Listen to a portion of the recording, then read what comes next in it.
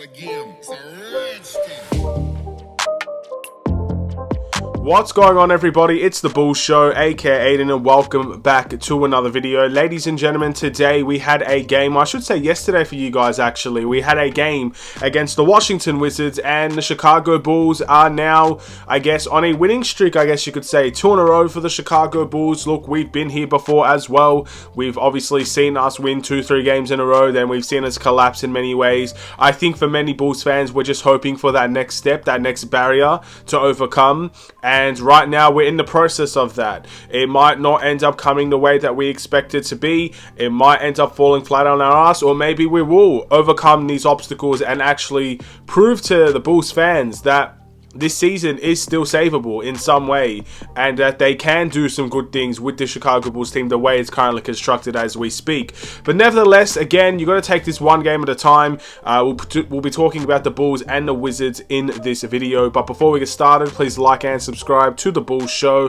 Turn notifications on and let me know in the comments below your thoughts about the Chicago Bulls and I guess the game that they played. Your player of the game for today. Very much an interesting one for player of the game, because again, a couple of guys played well in this time out. And again, just your thoughts and opinions on how well we played. We won this game 102-82. Now, the scoreline definitely flattered us. For 3 out of the 4 quarters, the Bulls were very much, I would call this an ugly game. It was an ugly performance by the Bulls, and it was an uglier performance by the Wizards. I think both teams didn't have their best showing in this game either. Again, I think what we're starting to see as a pattern in these last 2 games, our defense has gone up another level, which was expected. We were solid defensively beforehand, but Patrick Beverley, I think, is making us really an elite defensive team. And in the last 2 games, we've seen that because, again, what was it? 80 points to the Brooklyn Nets last game, 82 points in this timeout for the Wizards. Yes, some injuries in there, of course, that took place that made them, I guess, worse offensively for sure. But at the same time, that's when the Bulls might be starting to get a little bit more credit for their defensive pressure. I thought in the game against Brooklyn, Brooklyn just played horrible, and it was just really, really good for the Bulls. I think in 2 games now, you've seen some really solid defensive displays. You've seen some incredible energy on the defensive end. And, you know, at some point, when are we going to start saying this isn't a fluke, or this isn't, I guess, a one-time thing? 2 games in a row now, 2 solid performances on defense. I won't get carried away as per usual. I need to see more, of course. But again, I'm not going to complain about the start that the Chicago Bulls have had post the All-Star break. And look, ugly game or not ugly game, because I thought, honestly, this game was really ugly. It doesn't matter. At the end of the day, I've been saying it for a while, the Bulls don't have time to, I guess, feel sorry for other teams for the injuries they have. The Bulls don't have time to lose, especially at home. They don't have the time to do it. So I don't care if the Bulls put up their worst performance of the season today.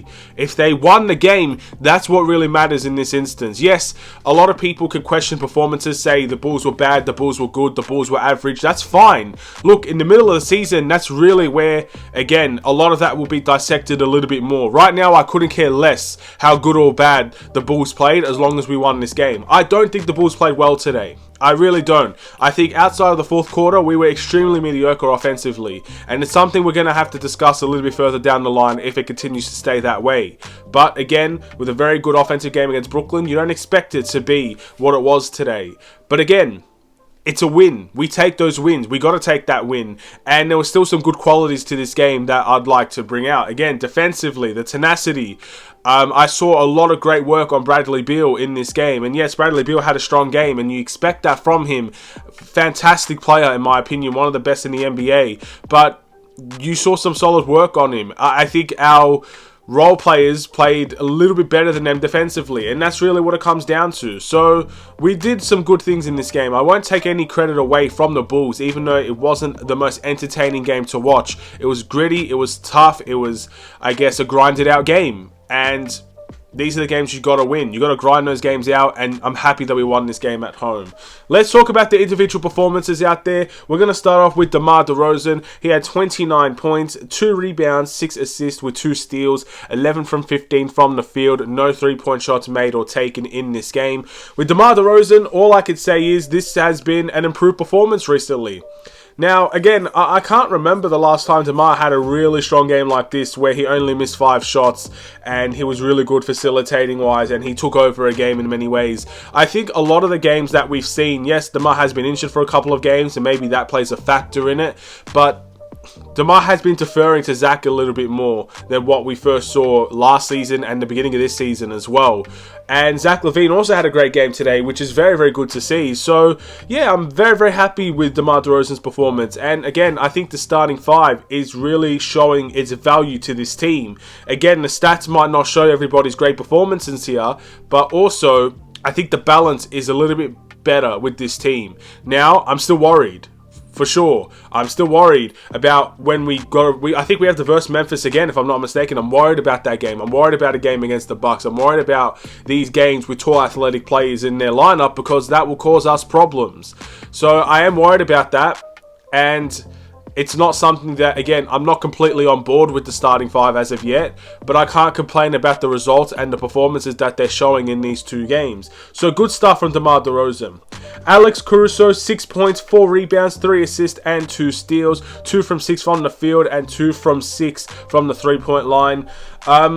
Again, you saw a little bit more offense from Alex Caruso compared to last game, which, again, that's just what he is. That's the player that he is. He's not going to be a guy that will put up 12, 15 points every single game. And you can't expect that from him. But I expect 6 to 8 points consistently, in all honesty. And I don't think we see it enough. I think it's very few and far between. I think some games you will see 12 points from Alex Caruso. In other games you'll see 0.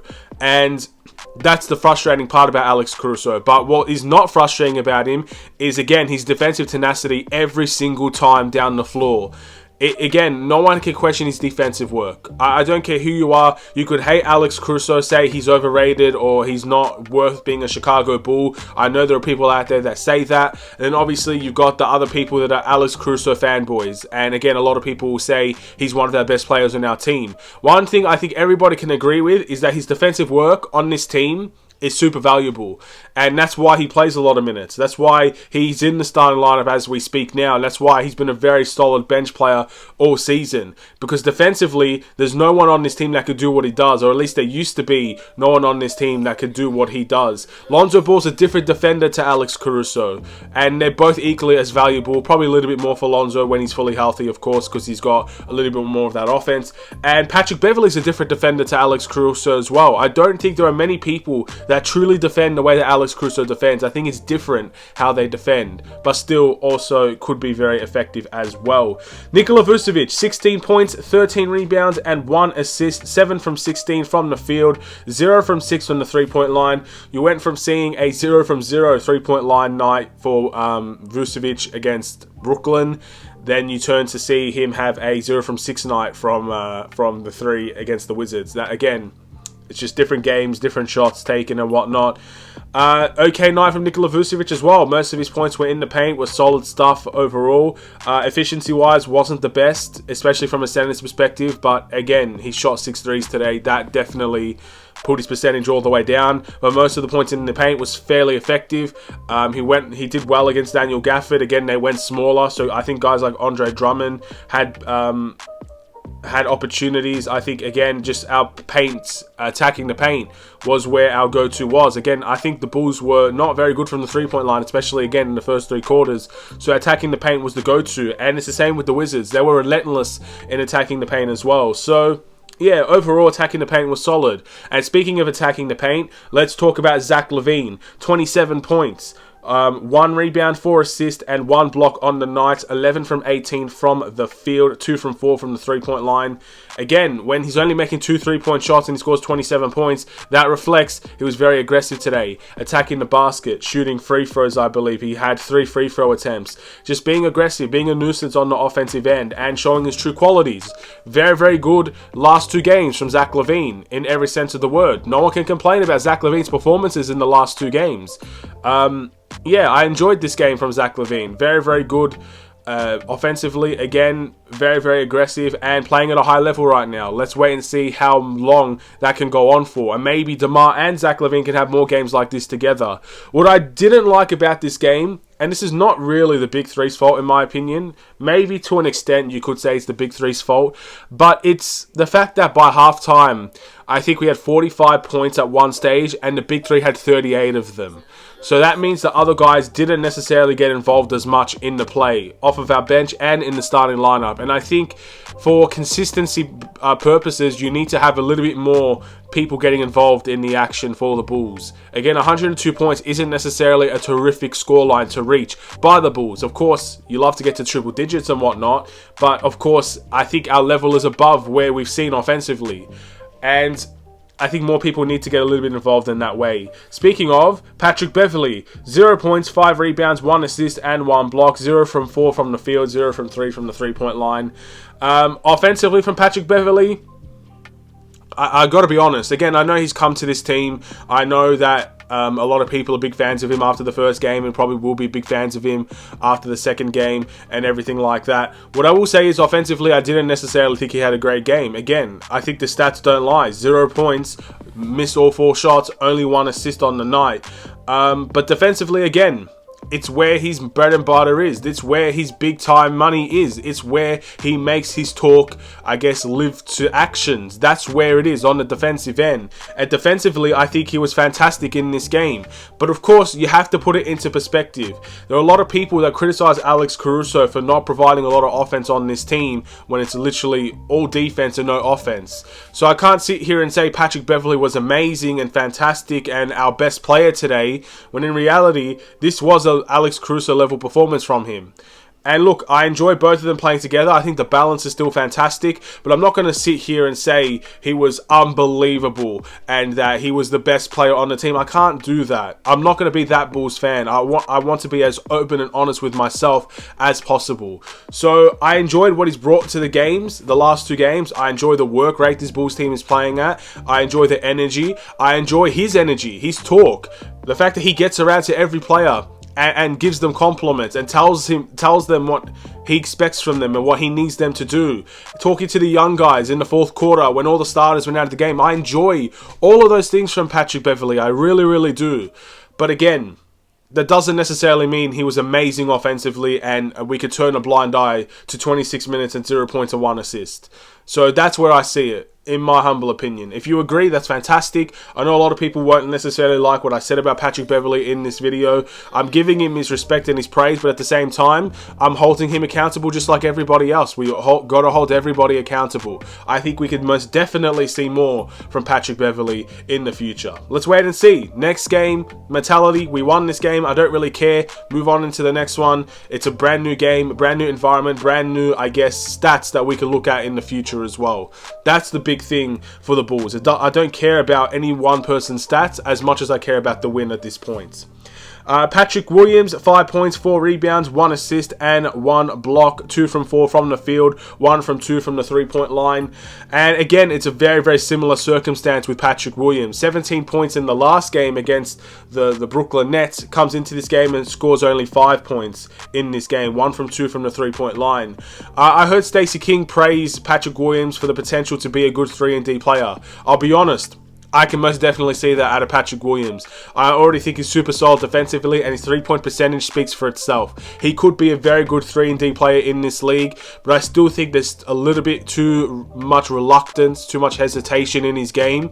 And I think the older that he will get, the less you'll see that hesitation from Patrick Williams. But right now, we are still seeing that hesitation, and it's not necessarily reflecting well on Patrick Williams from time to time.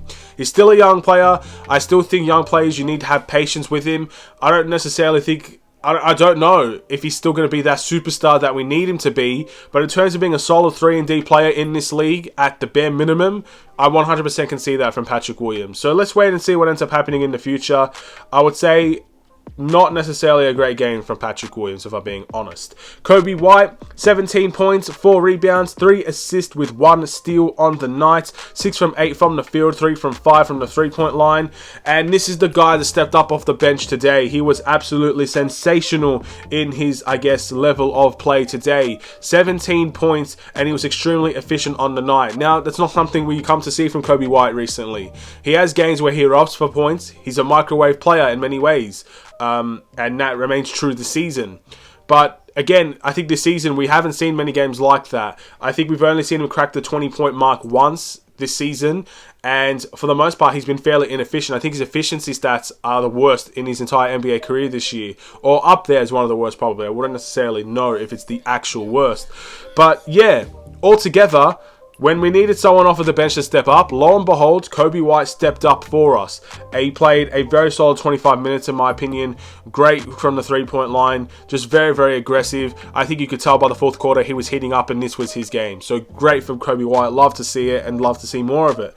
Ayo Dosunmu, only 1 assist and 2 steals on the night.